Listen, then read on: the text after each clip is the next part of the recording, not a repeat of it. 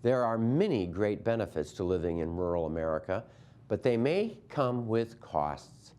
Rural health issues tonight on Call with the Prairie Doc.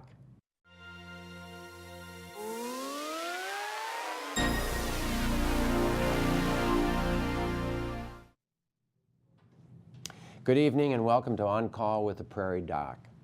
It's not uncommon to hear stressed out city folk talk about wanting to move to the peace and quiet of the country, away from the urban hustle and bustle.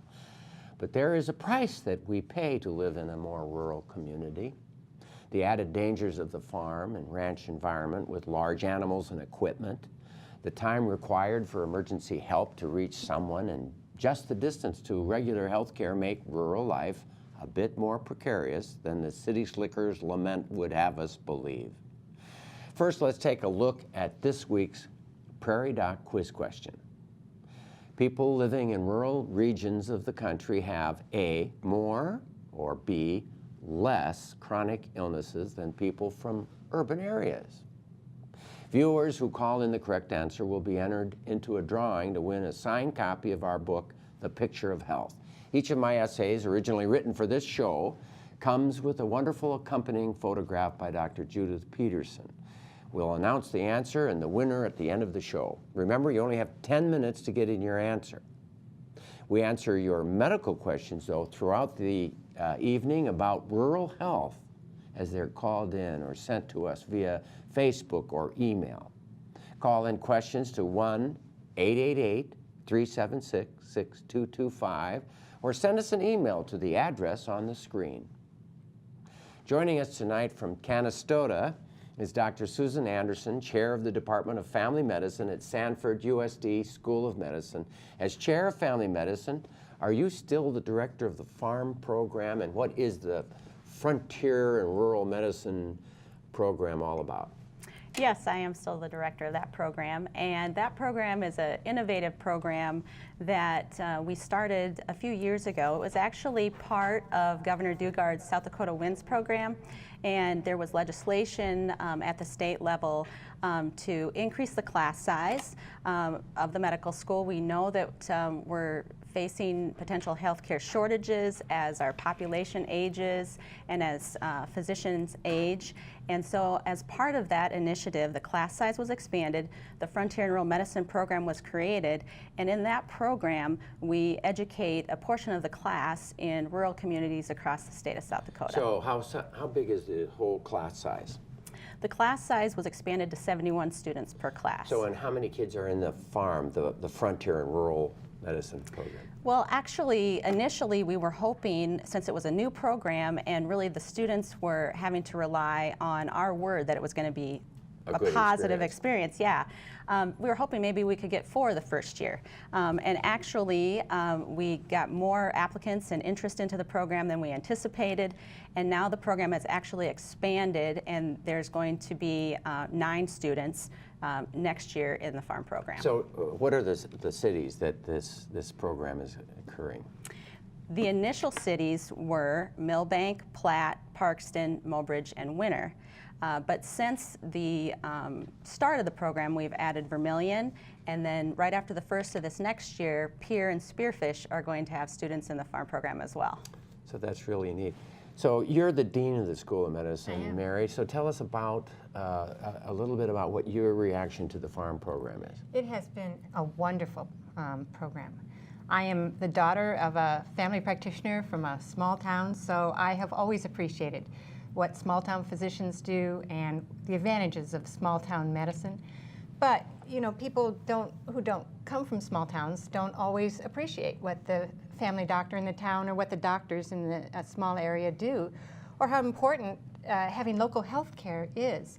So this type of a program that really puts the medical students in those rural communities is important. And I should mention that 45% of our medical student class, of those 71 students per year, grew up in a town of less than 10,000. So we're drawing them from the rural areas. Many of them want to go back to the rural areas, but if you're not familiar with it, if you don't train there, you may feel a little uncomfortable. So this has been just wonderful for us. So they get a 9-month period of time with it? Right, correct. Yes. And they're all alone. I mean, there's no other med students. There are no other residents in these little towns. I mean, they're the student of attention. I mean, there is. Winter has 2 students at times. The first time that we had 2 students go up, they didn't really know each other very well. Man and a woman student, and they got along really well, wouldn't you say, Yes. Susan? boy. Yeah. They actually ended up getting married, Oh, and now they both Not necessarily a benefit of the farm. yeah, they both matched in family medicine, so really met our goal. So there you go. I mean, they had a good experience apparently. Yes. That's really great. So I think of Tony and Mary, physician friends of mine in Winter, and I look at I know that Allison is one of the internists in Pierre that was just ecstatic that Pierre is going to be bringing it, but the people who are leading are family physicians as a rule, right? Primary care, most are family physicians. We have a community that an internal medicine physician is the physician coordinator.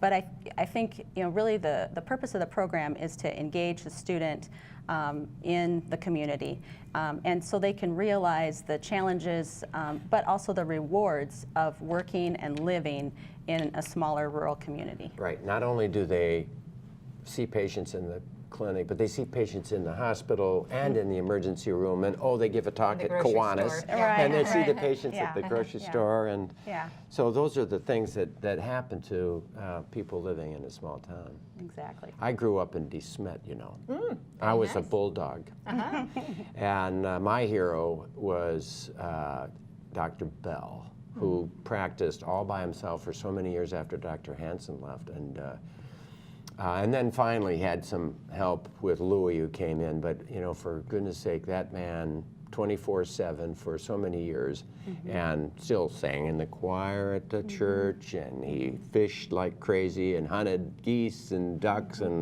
but it was available 24/7 for the most part, as well as you can be. I mean, being in a rural community, it adds a richness to life, I think, or a dimension that you can still get in the city, but it just seems to come more naturally in the country. So what are the, and let's talk about the reservations and the Native Americans in our state, because that's rural. Right. We don't have any farm students out there. I would love for our state to be able to, for this program, and I know that we've tried to do what we can. What could be done, or what are our plans with the reservations? Or can I throw that at you? you? Want to speak about some of our recent medical student experiences? Sure. We've done a few things, actually. We were approached by one of the administrators in Kyle, at the Kyle Clinic, and she really had an interest in hosting students. So we've been sending actually first-year students and second-year students to Kyle for optional experiences where they stay for 48 hours, they rotate through the clinic, and some of the students' reflections on this are that it's almost life-changing for them. They feel passionate about perhaps someday working in a similar clinic or similar location because they hadn't experienced before. And I think it's similar with the farm program. You don't know if you're passionate about it or if it's something that interests you if you're not exposed to it. So we're trying to expand that exposure. We also have been visiting communities in the reservation or on the reservation that have expressed interest in having an elective where a student would be there for a longer period of time, perhaps 2 weeks or 4 weeks, and we're really making some headway on some possibilities there. And so it's important to realize that the students have to be supervised. They can't provide direct care without supervision, so we have to have some type of a stable physician presence as well. The medical school also makes an effort to admit students who are Native American.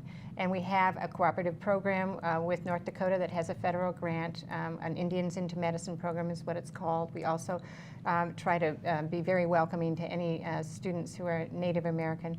We are at the 98th percentile, just about the top in the country, for the proportion of our graduating class that is Native American. It is an incredibly low bar, unfortunately. On average, we graduate 012 students per year, and that's enough to put you at the top of the country. There needs to be more opportunity at all levels for Native Americans to enter health professions fields. And anything we can do to try to enhance that. Of course, you, Yes. you need to have glad quality you asked. people, and there are quality Yeah, people on right. the reservation. We just need to get them here. Oh, yes. I mean, when you were saying, what can we do, though? We have these pipeline programs, right? So we Right. don't just run a medical school. You work with the colleges and universities. We just met with pre-medical students that you were nice enough to introduce us to. Yeah, And the weren't they SDSU fun? pre-med students, Yes, yeah, they're weren't great. They were great. And but also we do work with the high school students and work before that. And we have what we call the Health Occupation Student Association, which is run through the AHEC grant, which is Dr. Anderson is the principal investigator on. You want to? You want to talk about that? Sure, yeah. HOSA was new to our state just a few years ago. HOSA. Yes, Health Occupation Student Association, which is for 9th through 12th graders that are interested in doing something in healthcare. And Brock Rops is the state director of that, and it has just spread like wildfire. And we have several schools that either have a large Native American student population or are even on a reservation that have been involved and are interested in it as well. So I think those pipeline activities will really help us increase the number of students that are interested in healthcare and perhaps that we can get into the medical school. And I do also know that just recently it announced a Vera ICU, emergency room, you know, all that connection. Do you know the details about any of that? I know that there, because of the changes in regulation, there's increasing opportunity for e-care to enter into the reservation areas, and that Vera has been pushing that forward.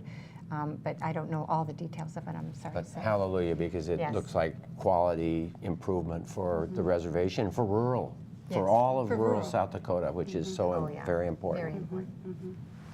Sometimes when we're around dangerous situations daily, we forget and become complacent about just how large the potential for tragedy might be.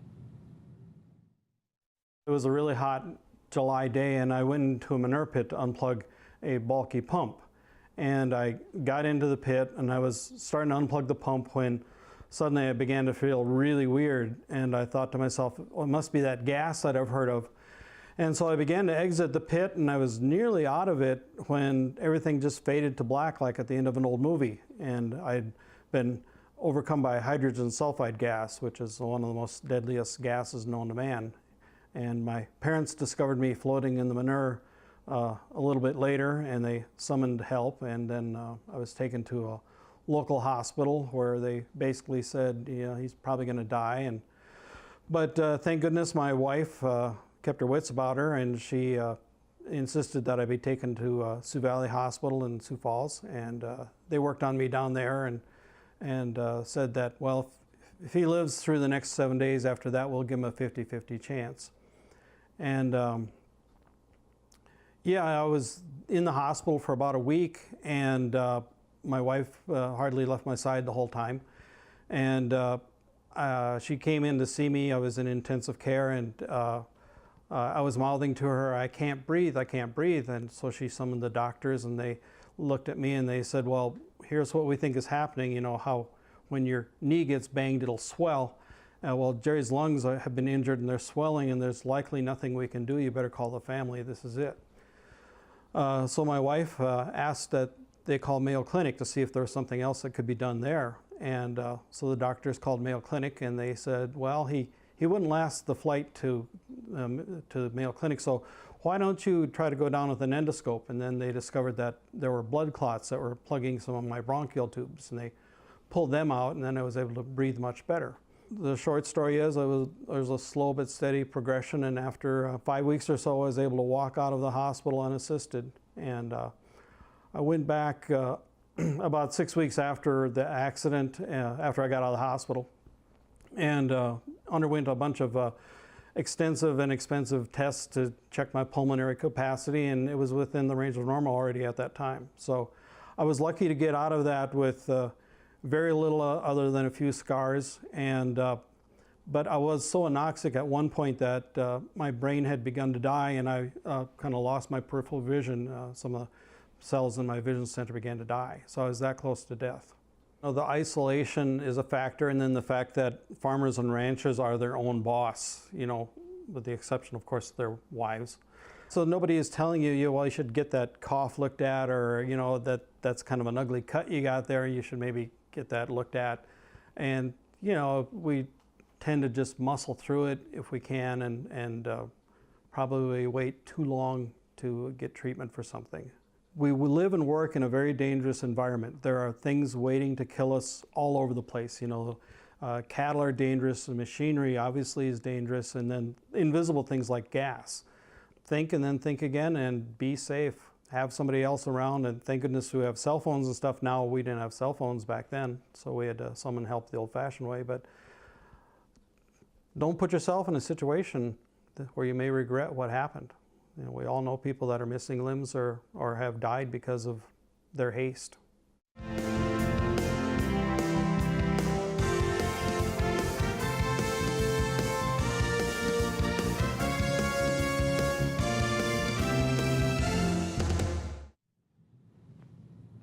Thank you, Jerry. That was a great message.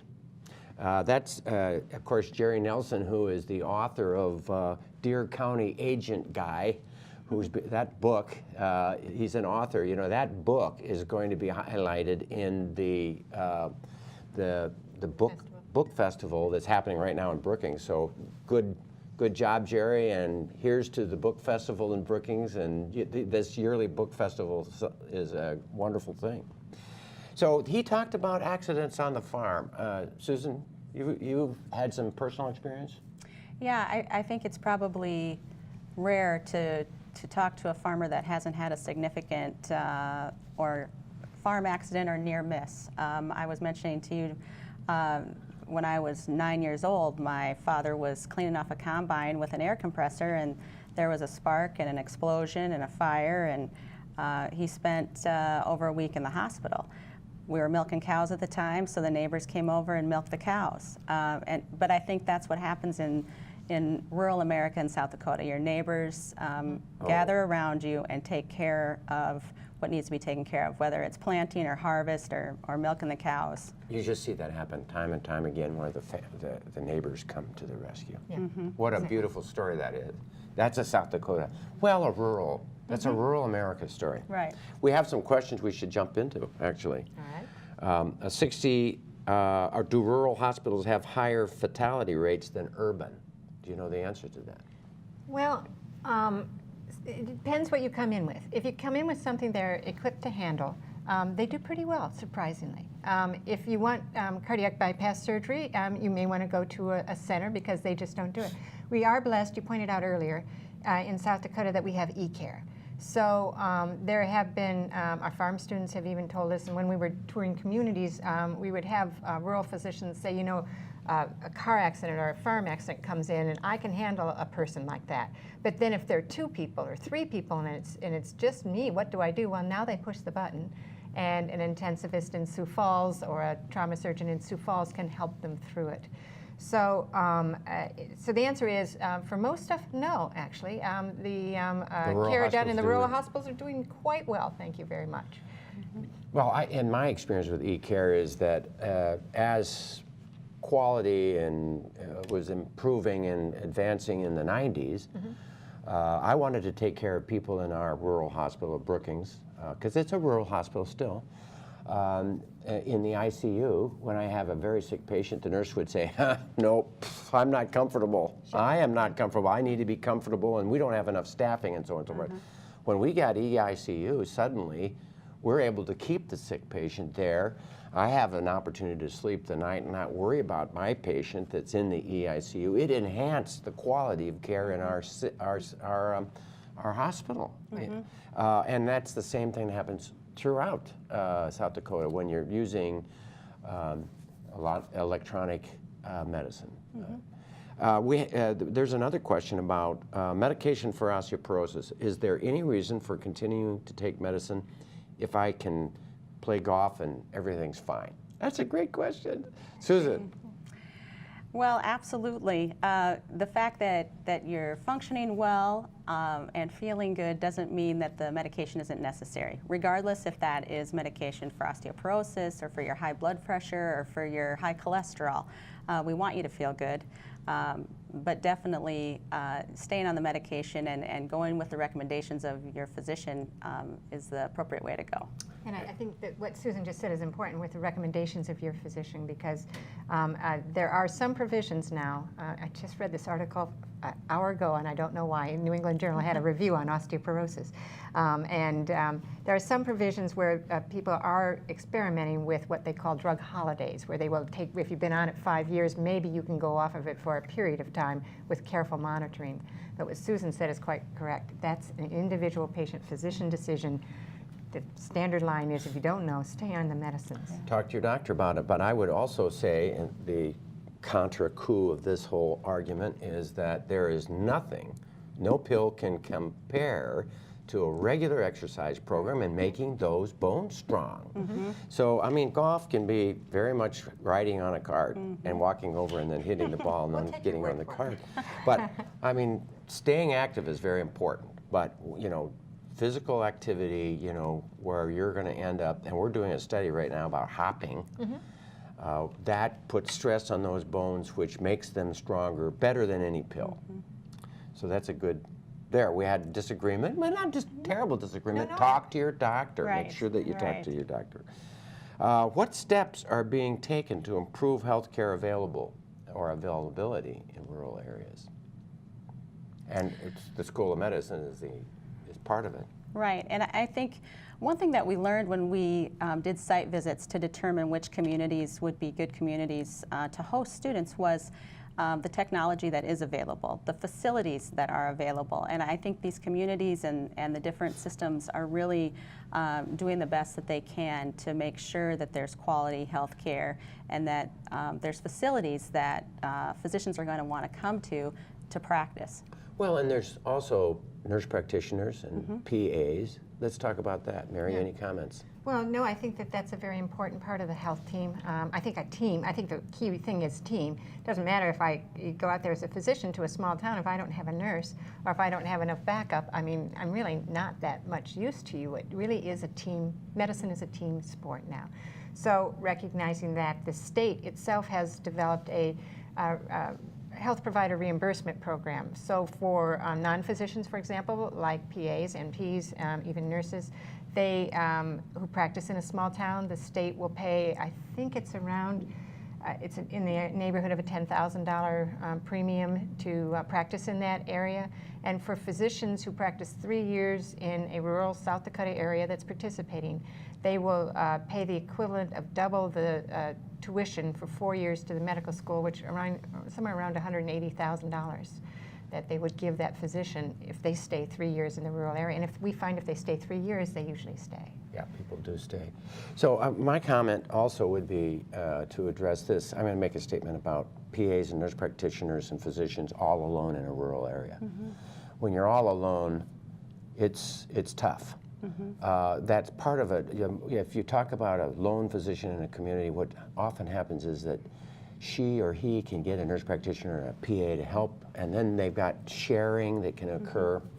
Most important thing, though, I remember little towns when I was in my early years here would be all alone and not collaborating. They'd be all alone, practicing alone, not collaborating. Physicians alone, not collaborating.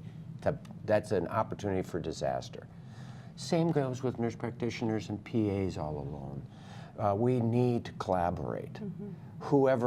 Whatever your training may be, we need to be connected, we need to collaborate, we need to always be talking with each other.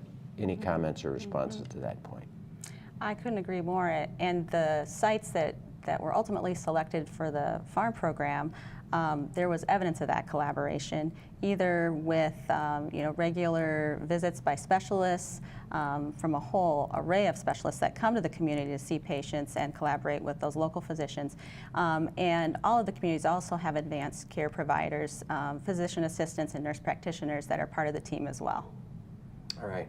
Well, I want to make a point. This is your show. Your questions are key to our show. We appreciate the calls that we've had. We need more calls. Call in your questions about rural health at 1-888-376-6225, or send us an email to the email on your television set. There is a question about higher rate of abuse of alcohol or use of tobacco among rural youth. Any comments or opinions on that? There is some data on that, nationally that is true. There is in rural areas more use, especially among adolescents, of both tobacco and smokeless, like e-cigarettes and things like that in rural areas, and also alcohol. Interestingly, the Helmsley Foundation did a survey of rural areas, and in South Dakota, the alcohol issue does not appear to be very pronounced in our rural areas. I mean, it's about the same as it is in the cities. In South Dakota, in but South not Dakota, necessarily the other not parts. nationally. Nationally, rural areas have a somewhat higher incidence of alcohol misuse and a somewhat higher incidence of smoking in rural areas. So there's some fact in that. Are there certain diseases or illnesses that are more common in rural areas than urban areas? Susan? Yes, we do see more heart disease, more chronic illness in rural areas than in urban areas. Why would chronic illnesses be? Well, there's a few theories. One is that the population is older, so in an older population you're going to see more chronic disease. Also, lack of access to appropriate health care is a factor. I mean, unfortunately, that's part of what happens, that you can't get, you have to travel 50 miles, and you get there and they're full because that's the only person in town, or that's the only clinic, and so the access is harder, isn't it? Yes. And that's the dilemma that we're struggling to work on. So we'll go to the next question. I think about the fact that the highest percentage of the elderly, no, what is it? It's the number of who can get the oldest. Where are the oldest people in the country? That's it.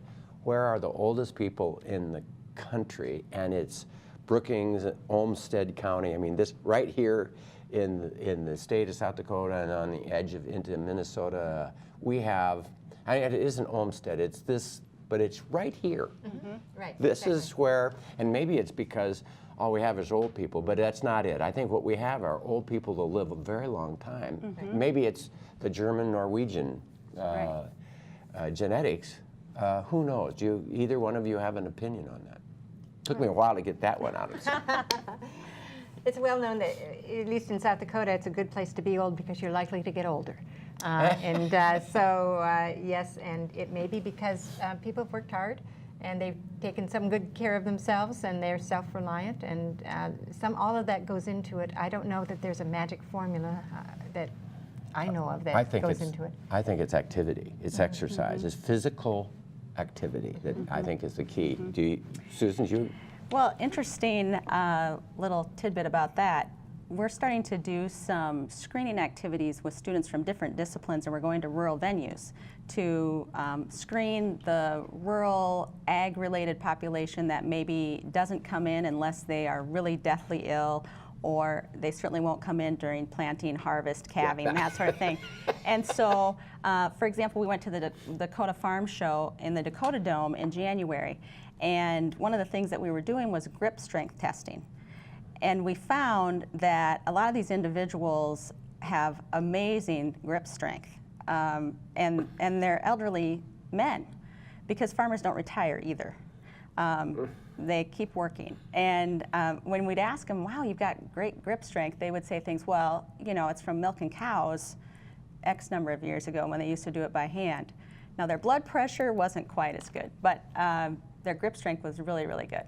But that's what they do. They don't seek help until they're really, really sick. I was at a meeting 1,200 miles from here, and a guy from the Mayo was saying, and we have a syndrome at the Mayo Clinic called the South Dakota syndrome. A guy walks into my office and his creatinine is 10, And he said, I wasn't feeling quite right, and I thought I'd go in and see my doctor. You know, creatinine meaning that his kidneys had failed, and they'd been failing for a long time. So there it is, South Dakota syndrome. Prevention is better than a cure, even when it comes to farm safety, and especially when children are around. Farm safety when you're trying to raise a family on a farm is important every day, all day. As a mom, I'm worried about everybody that's outside on the farm. We teach our young kids to respect the large machinery, you know, not go near it by yourself if it's running, wait for an adult. Stay in if they're riding with us, stay in the cab, don't touch anything. We shut the tractor off when we get out, so they're, you know, and kids are curious, so they're going to get off the seat and they're going to push buttons and whatever. So anytime they're with us and we get out and they have to stay in, then we just shut the tractor off. And if you ask our son, he'll tell you, I can't ride in that tractor because it's not safe. He knows what's safe and what's not.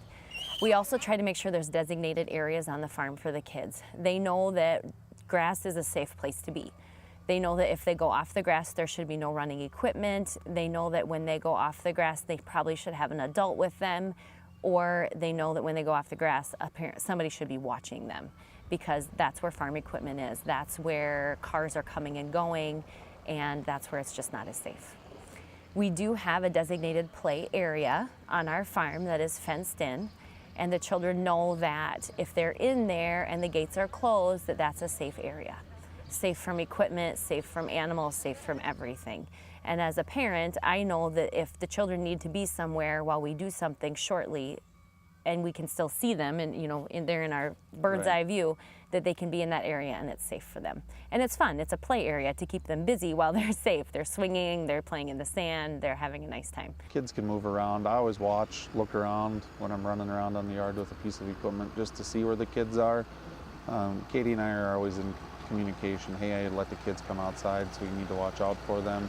Or if I'm coming home from the field, you know, I don't know if they're outside or not, so I slow down when I pull in the yard. We usually keep a gate between us and the cattle when the kids are with us. That way, there's no way that we can get hurt. Typically we have another adult watching them for us, but there's that moment there, you don't have another adult, so we make sure that they're in a pretty safe spot. Even for an adult, you know, like during harvest time when you're pushing and you're trying to get done and something happens and you're like, well, I'll just leave everything engaged and go fix this problem. And all it takes is a split second. Or I'm tired and I'll just go for another couple hours because I can finish it. It's not worth it. Yeah. It's not worth it. There are days we probably could get stuff done a whole lot quicker, but when you try to be safe, we know it's the better option. Right.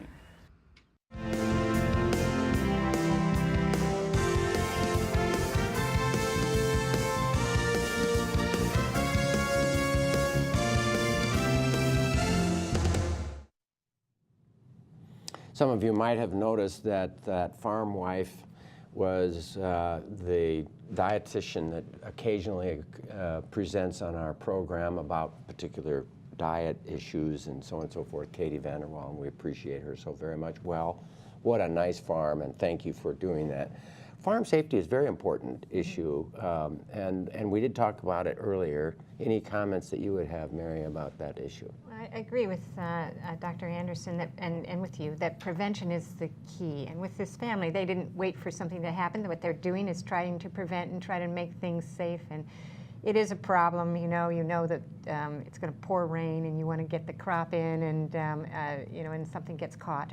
It is very challenging, and I get that. But the emergency rooms, are full of people who did things a little too quickly and didn't get away with it that one time. At least the corn picker accidents aren't happening anymore, but they used to try to pull that thing out of the corn picker and lose a hand. Susan, any comment about that? You gave your example of your dad getting, where a freak accident, but you have those kinds of equipment. Right. And there's a lot of safety measures that have been put into place to try and protect farmers. And even if you do everything right, accidents may happen. And you lose a finger, you lose a part of a finger. I remember growing up, my dad never wore his wedding ring, and I inquired about that, and it was because it was too dangerous. You get your wedding ring caught on something and your finger's gone. So it is definitely a dangerous occupation. Well, the power takeoff, don't take the cover Exactly. off. Yep. Yeah. Leave it on, let it protect you. Yeah, yeah. Does our state have less access to medical assistance than in an urban area, or are services more expensive because they're less available? And that was a question that somebody called, and that's an interesting question. Does our state have less access to medical assistance than in an urban area, or are services more expensive because they're less available? So because we're a rural state, you know, there are some differences in Medicare rates according to whether you're in an urban area or whatever. So your doctor may get paid less in certain circumstances than in others. There are ways that you know, the federal government's tried to mitigate that by declaring some hospitals to be critical access hospitals or rural hospitals. We have a high number of those in South Dakota. And recent legislation has reduced some of the reimbursement to those hospitals. And so that type of activity is particularly harmful to a rural state like ours. Right. And also, you know, Medicaid expansion. States with rural populations that don't expand Medicaid have a higher burden, financial burden, because they didn't get the benefit, but they have the downside of getting cut on the critical access hospitals. And primary care doctors are not as well paid as the specialty people, and primary care docs are out there in the rural areas. Any comment about that, Susan?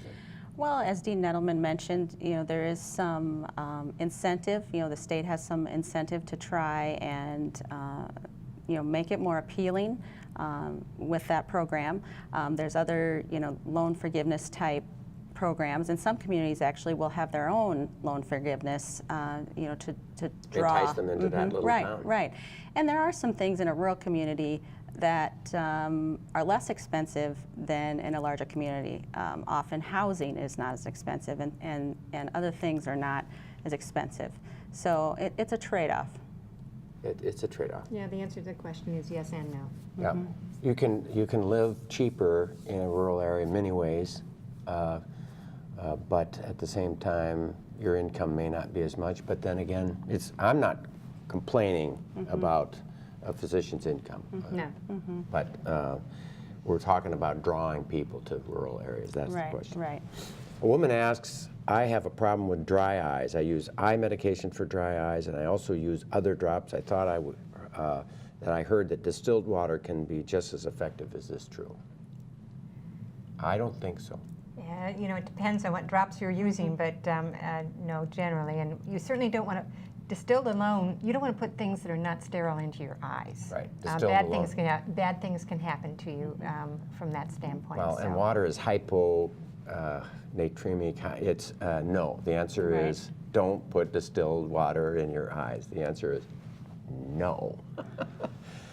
You can buy over-the-counter, relatively inexpensive methylcellulose drops or easy, lubricating drops and lubricating ointment that you can put in at night. It's a little gooey, but it's at night. Who cares? And then that's the better option. And of course, the real question is, why do you have dry eyes? Is it a medicine we're giving you? Do you have allergies? Is there anything we can do to help reduce the need for that? So, probably the biggest culprit really is medicine, but sometimes it's nobody's fault. You're just dry eyes. You're older, and or you could have a particular immunological problem that dries your eyes out. Any other comments? Dry eyes. Allergies, those can be the big bugaboo as well. Can our guests speak about the age that South Dakota allows people to start driving, and is this a safe practice? Good question. Susan, when did you start driving? On the farm, my guess is 10. On a tractor. Well, it depends on what you're talking about driving, but on the roads, no, I was more like 15. And I think part of it is, necessity. Getting to school, getting to where they need to be in rural areas. Yeah. I also think that there are, young folks that grow up on the family farm, and they do start working with equipment at a young age. Yes. I read a statistic, there's about 2 million farms in the United States, and about 850 children live on those farms, and about half of those children do some type of work on the farm. I know that my brother started at a very young age, you know, running equipment and being active on the farm, and my 2 nephews that live on that same farm are doing likewise. So I think if we have a good driver's ed program and you know, And there's a work permit, they allow them to drive during the day at 14 or something? right. And So the farm kids can get in? Mm-hmm. Yeah, and I remember learning how to drive on the Wallam's Ford tractor. And of course, I didn't tell my parents. And I remember Arden and Arlen Wallam were driving the combine at 12 or 13. I mean, that's just the way we did it. yeah. Are there adequate nursing home beds for our aging population? How are the number of beds set? That's a great question. That's a rural health question. Mm-hmm. Susan, you know the answer? That's a legislative answer, isn't it? Well, I think there are nursing homes that are full and there's nursing homes that aren't. I think some of it also has to do with where is the potential nursing home resident and where do they want to go and where does their family want them to go. You know, we have a nursing home in the small community I live in, and for quite some time there were several empty beds, but then they did a creative program with the Human Services Center, and now they have several behavioral beds that are specific for patients with certain diagnoses, and so now they're more full. So I think it depends on the location. Yeah. Well, I know that the nursing home, for example, the nursing home, I'm the medical director of the nursing home in Arlington, and it's a community business. I mean, there are people that are employed there. It's an important employment center. Absolutely. But what a wonderful nursing home. I mean, and the care that they get and the love that they get from the farm wives and the people that are, you know, the rural community come together and support each other. And I mean, we have wonderful nursing homes in Brookings, but I'm proud of the ones that are in the Esterline nursing home, fabulous nursing home, and Arlington as well. So they're important things, but there's only so many beds you're allowed in South Dakota, and you can't exceed those numbers. And I know that White just closed its nursing home, and there's some beds available, but it hasn't been grabbed yet or something. I mean, they only allow a certain number of beds. 60-year-old person from Britain, could you go back and talk more about the farm program specifically? Do you think they can expand the program, and what would it take to improve the program?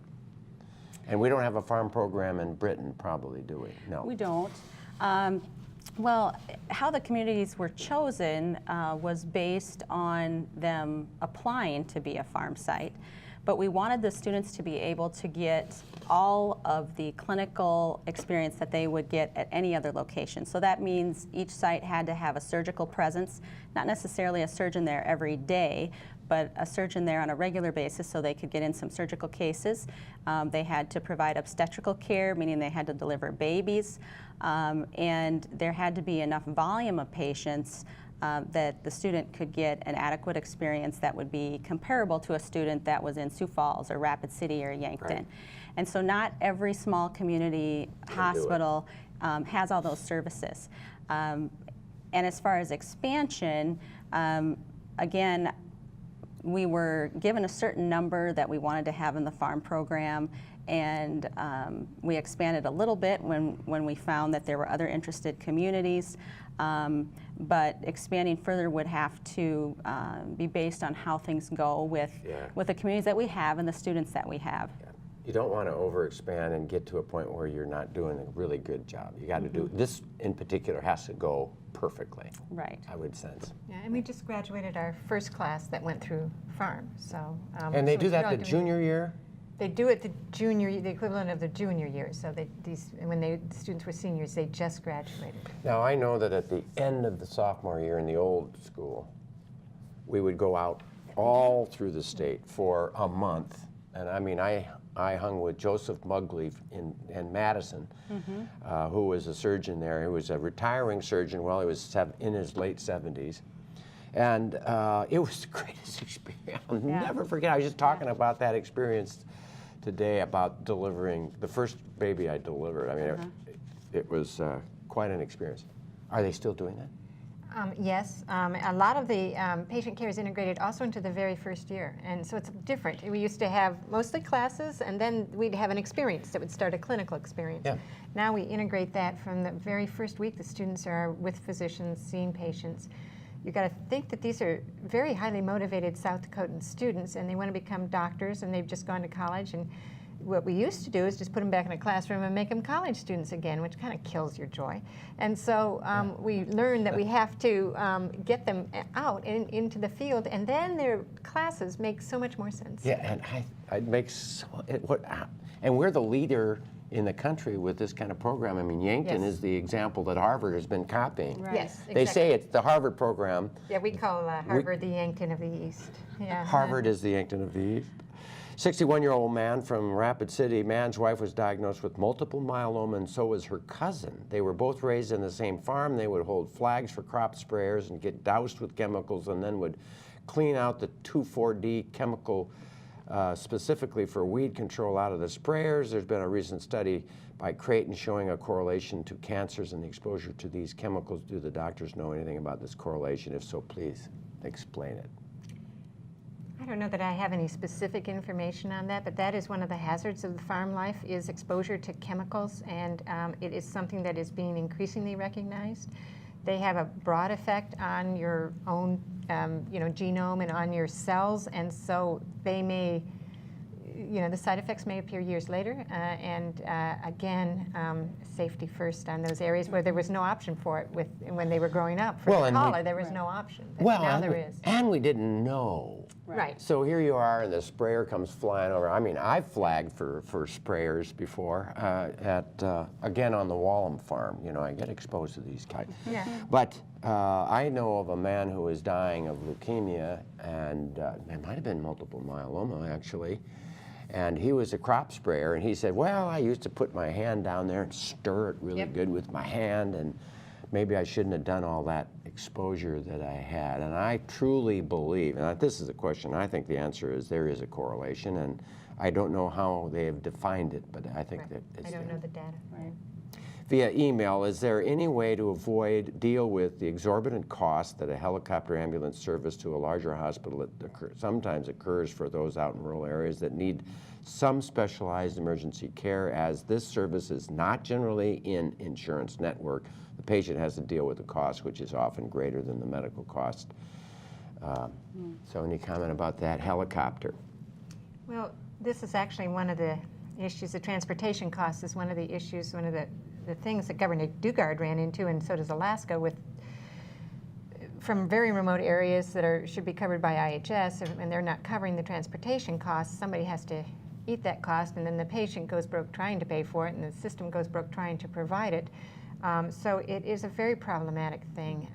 No good answers right now. There's no answer if you have to go there. One of the better answers would be to build up the capacity in the rural setting, or to send out some form of regular transportation for routine things. Right. But Do if you not need use a helicopter unless you absolutely need Oh, it. you wouldn't be able to, but if you need that helicopter, you just You pretty much want it. need it. There's not a lot that can be done. Really quickly, 86-year-old woman from Aberdeen, shots for osteoporosis safe. I'm getting it Monday. Any comments? Yeah, I mean, I don't know which ones, and not speaking specifically to her, but we do, instead of giving pills, occasionally we will, I'm assuming she's taking one of the pills that are specifically for osteoporosis and not just vitamin D or something, but those intravenous forms of the drug are efficacious, and you don't have to take them as often. They're more expensive. Other reasons why some people don't get them, but they are shown to be effective in people with osteoporosis in preventing fractures. 10 seconds. Susan, any final words? Well, actually, as I mentioned, I asked my brother, who's a farmer, what the biggest risk is for farmers these days, and he said obesity. Okay, obesity, we need to work on that. And now for the winner of tonight's Prairie Doc quiz question. People living in the rural regions of the country have A, more, or B, less chronic illnesses than the people in the urban areas. The answer is A, more. It was Edwin Call from the Pierre area who answered the question correctly. Thank you, Edwin, for participating, and a book will be in the mail to you soon. We'll be right back. Well, I want you to respond to that. We have no much We have no more time. We'll be right back after this. All around town, from stores to playgrounds, babies are on the move. And there are diseases that are on the move too. And some of these spread easily. To best protect him from 14 serious diseases by the time he turns 2 years old, vaccinate him according to the recommended schedule, so he can go on about his business and you can have peace of mind. For more reasons to vaccinate, talk to your child's doctor or go to cdc.gov/vaccines. Our eldest son, who now lives in Brooklyn, New York, came home to South Dakota for vacation recently and commented on the contrast of city life with that of rural prairie. In South Dakota, he loves how he can see the stars and the Milky Way in the sky, the morning tangerine sun rising in the east, and the space and lack of congestion in shelter-belted houses surrounded by fields of abundant crops, separating the miles between small towns. Homegrown tomatoes here have even prompted him to name South Dakota in August as Tomato Christmas. It's so different than life in the city, he says. The tall buildings with city lights on all night long wash out the stars. Usually the sun is up for hours before it's seen. Sidewalks are full of people rushing to and fro at almost every hour. Towns have filled and merged such that there are no open spaces between them. And aside from parks, there are too few growing places in the city. He says the beauty and wonder of rural life becomes more apparent only when you've been away from it for a while. But rural, more remote living can result in significant health risks because when there is an emergency, extensive travel can be required, even to the closest hospital. Then that small town hospital may be without the tools and experience to help you. Even with helicopters flying to the rescue, rural living may still mean delay in care when minutes can matter. And when a medical problem is not so urgent, rural people often have to travel long distances to obtain outpatient medical, subspecialty, dental, and pharmaceutical care. The result, as outlined by the National Institutes of Health, is that too often rural residents delay care. Problems become more serious, and higher rates of chronic disease occur. In addition, with farmers' potential exposure to chemicals, excessive dust, and dangerous motorized farming equipment, farming is rated the second most dangerous profession, just behind mining. But e-electronic connectivity, like the e-intensive care unit and e-emergency room, communicating health information between small rural hospitals and more urban specialty centers, has made the risks less. Add to it your Prairie Doc television program endeavors to reduce rural risk by bringing science-based health information to the people of this rural region.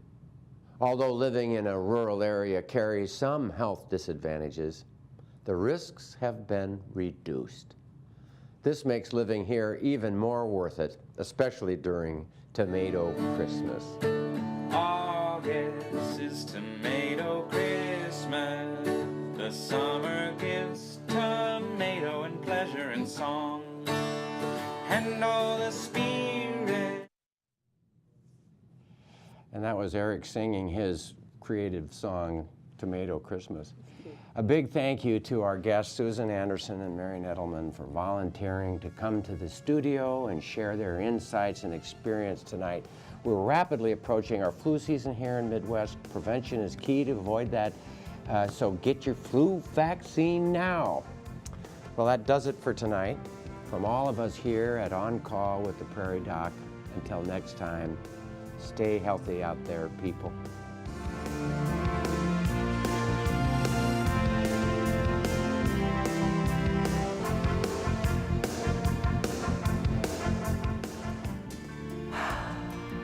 Breathing.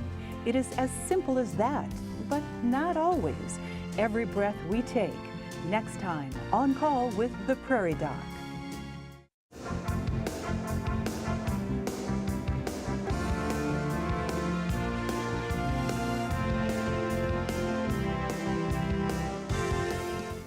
Major funding for On Call with the Prairie Doc has been provided by Avera is a proud sponsor of On Call on South Dakota Public Broadcasting. Larson Manufacturing is proud to support On Call television as it continues to open doors for important medical information. And by the South Dakota Foundation for Medical Care, the Medicare Quality Improvement Organization for South Dakota. And with the ongoing support of these individuals and institutions. Brookings Health System, Ophthalmology Limited, South Dakota State Medical Association. Avera Heart Hospital, Dakota Allergy and Asthma, Fishback Financial Corporation, and Vance Thompson Vision. Aberdeen Asthma and Allergy, Dakota Bank.